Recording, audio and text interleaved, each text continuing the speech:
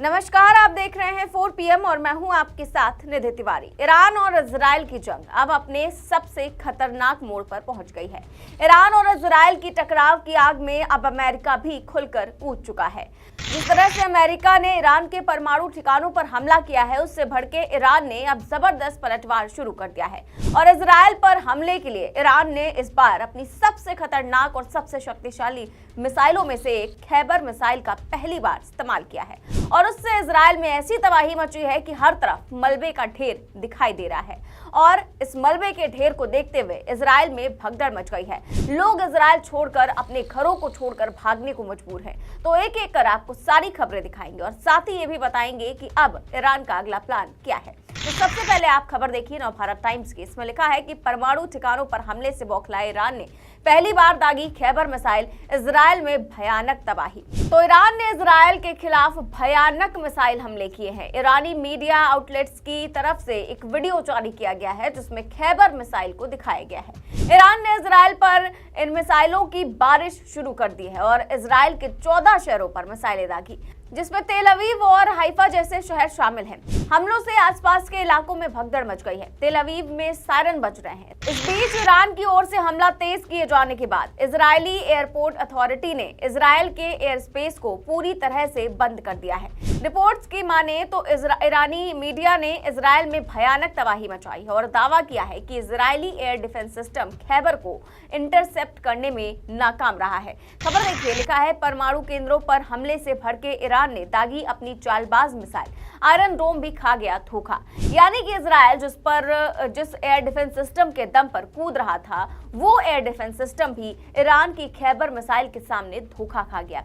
Iran की Khyber ballistic missile ने Israel में तबाही मचा दी है। इस मिसाइल ने न सिर्फ इजराइल की नाक में दम कर दिया है बल्कि इंटरनेशनल ऑब्जर्वर्स को भी चौंका दिया है। खैबर मिसाइल की बात करें तो ये ईरान की सबसे आधुनिक और सबसे शक्तिशाली बैलिस्टिक मिसाइलों में से एक है। ये मिसाइल ईरान की सैन्य ताकत का प्रतीक है। इसे विशेष रूप से दुश्मन के हवाई रक्षा तंत्र को चकमा देने के लिए डिजाइन किया गया है और इसीलिए जो आयरन डोम है इजराइल का, वो भी चकमा खा गया।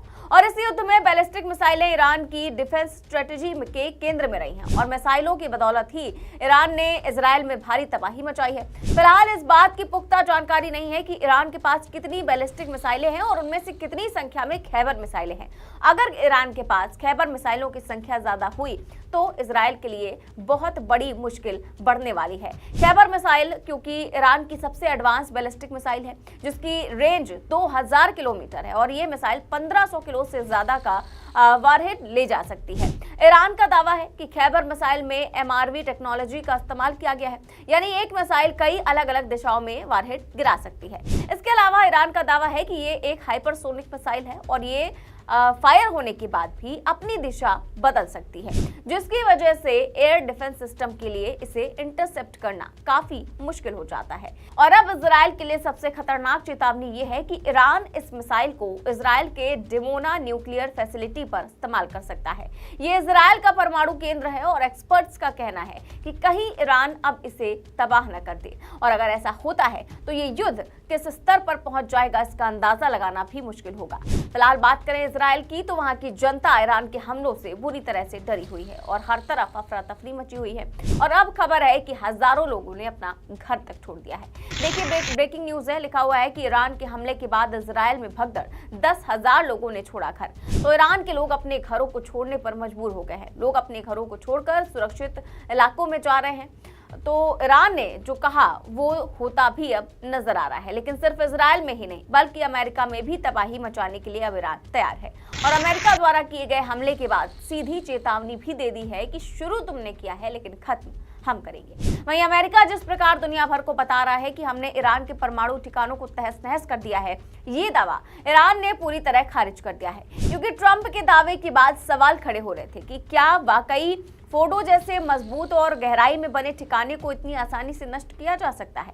तो इसका जवाब अब ईरान की तरफ से सामने आया है। ईरानी अधिकारियों के हवाले से कहा गया है कि फोर्डो न्यूक्लियर प्लांट को अमेरिकी हमले से कोई भी नुकसान नहीं हुआ है, क्योंकि हमले से पहले ही इस साइट को खाली कर दिया गया था। अधिकारियों का दावा है कि हमले की आशंका पहले से ही महसूस कर ली गई थी और इसी वजह से ईरान ने अपने अहम परमाणु संसाधन को समय रहते सुरक्षित स्थानों पर शिफ्ट कर दिया था। तो ट्रंप कह रहे हैं कि हमने ईरान के 3 परमाणु ठिकानों पर हमला किया और सभी हमले सफल रहे। लेकिन ईरान की तरफ से बताया गया है कि अमेरिकी हवाई हमलों में उसकी न्यूक्लियर साइट्स को ज्यादा नुकसान नहीं हुआ है और नागरिकों को रेडिएशन का कोई खतरा नहीं है। यानी कि जहां जहां अमेरिका ने हमला किया वहां वहां ईरान ये कह रहा है कि उसको कोई नुकसान नहीं हुआ है, कोई रिसाव नहीं हुआ है, कोई कंटेमिनेशन नहीं हुआ है। यानी कि ट्रंप के दावे को एक बार फिर से हवाई साबित कर दिया है ईरान ने। वहीं अमेरिकी हमले के बाद हूतियों ने भी बड़ा ऐलान कर दिया है। अमेरिका की तरफ से किए गए हमले से भड़के हूतियों का एक बड़ा बयान सामने आया है, जिसमें हूतियों ने साफ कर दिया है